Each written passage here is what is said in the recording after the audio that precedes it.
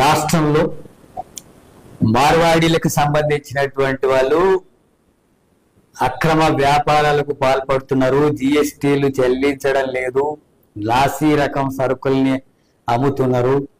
అట్లాగే మొత్తం చిన్న వ్యాపారులంతా కూడా దెబ్బతీసేటటువంటి వైఖరిని కొనసాగిస్తున్నారు.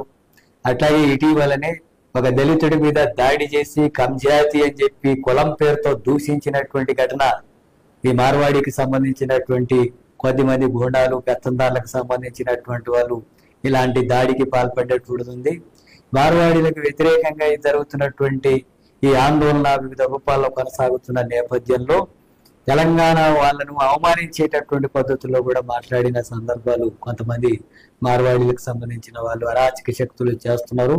తెలంగాణ వాళ్ళు తాగి పడుకుంటారని చెప్పి అవమానించేటట్టుగా, కులం పేరుతో అవమానించేటట్టుగా, అట్లాగే పెత్తందారిని ధోరణితోన వివరించేటటువంటి వైఖరిని కొనసాగిస్తున్నారు.